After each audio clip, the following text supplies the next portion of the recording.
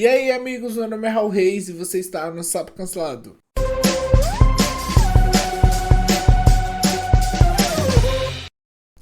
Hoje a única notícia é essa sobre o novo técnico do Corinthians, o Cuca, tá?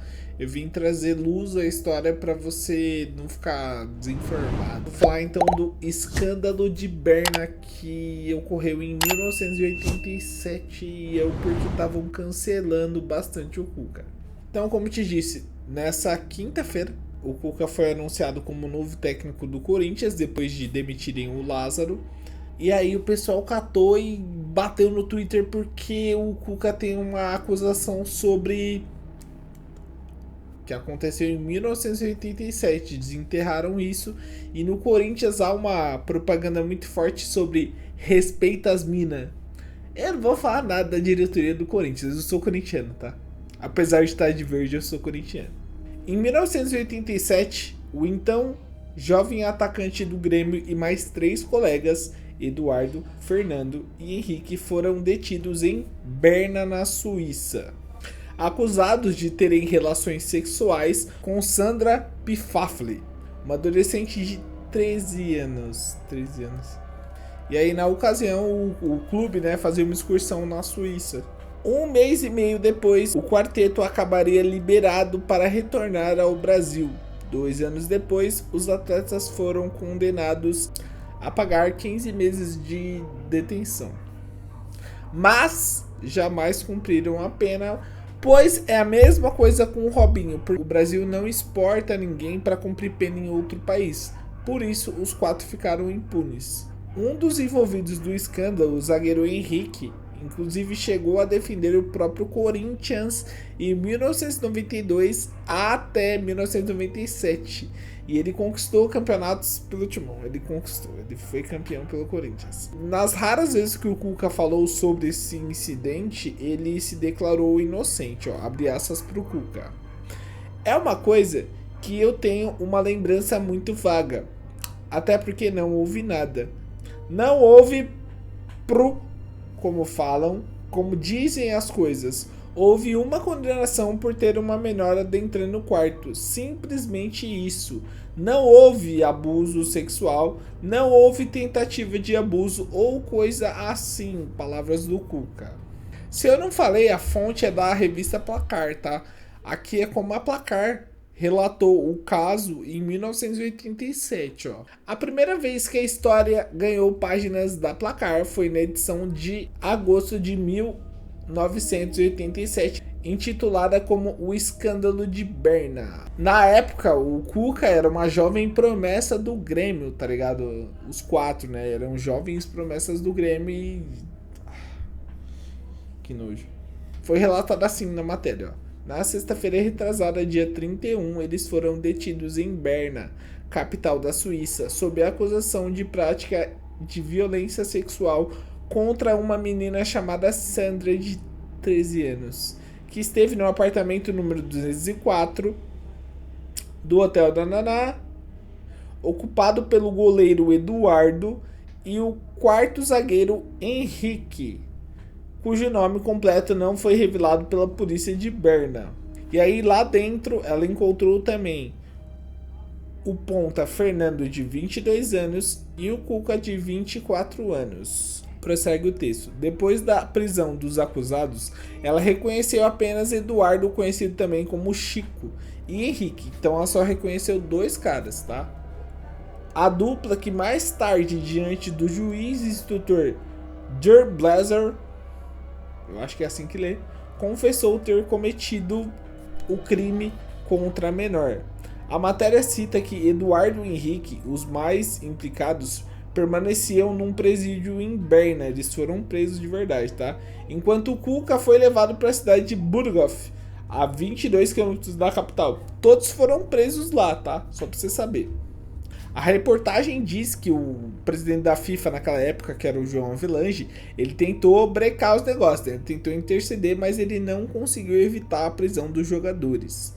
E aí os advogados de defesa da vítima diziam que 2 jogadores se revezaram no ato sexual, enquanto 2 outros seguravam a menina à força. Ah, mano, que nojo. Que nojo. A reportagem ressaltou que Cuca e Fernando não foram reconhecidos pela garota, o que poderia facilitar-lhes uma libertação sob fiança.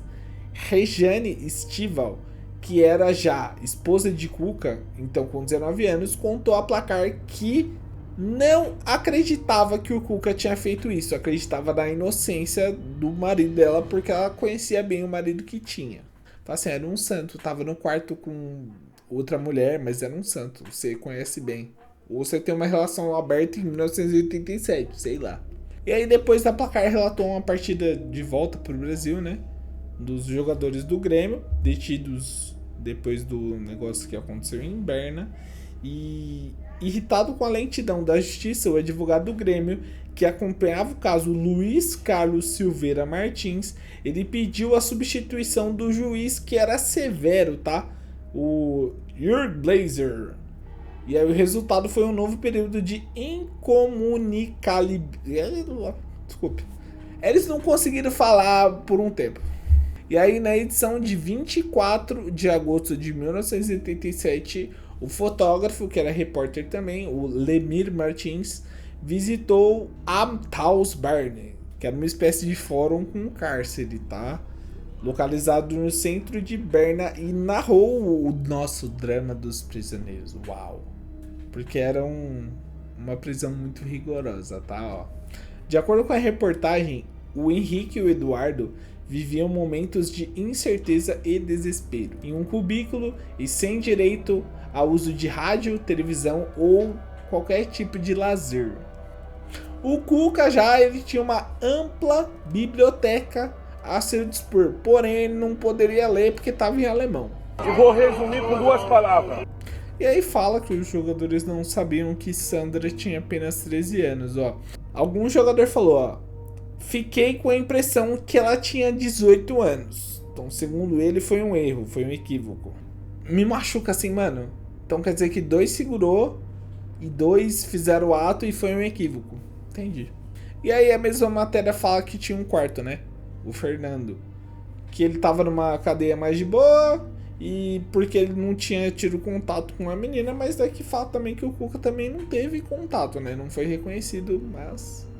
E aí a declaração do volante da época, o China, do Grêmio, disse ter visto a jovem entrar no quarto dos atletas bem alegrona. Tá? Assim, será que ela tava bêbada? Ela tava dopada? Não dá pra saber. Pô, 1987, eu nasci em 93, dá um desconto aí.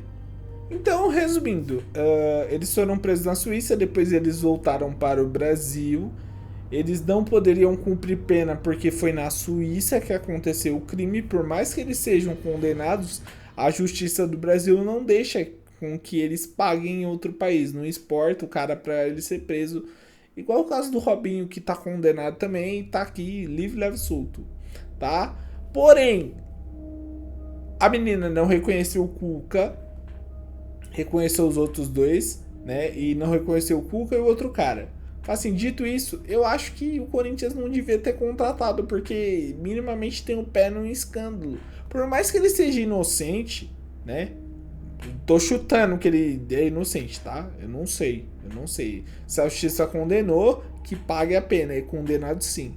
O Corinthians não devia contratar porque tá envolvido num caso de repercussão muito negativa. Então eu espero que a torcida vai bastante o cara no estádio, né, para fazer a diretoria tirar o cara, É isso. O mais triste é saber que assim, ó, se ele engata 3 vitórias seguidas, ninguém vai estar nem aí. É isso. É só isso, meus amigos. Esse é um canal de fofoca. Caso você goste desse tipo de conteúdo, se inscreve, dá like no vídeo.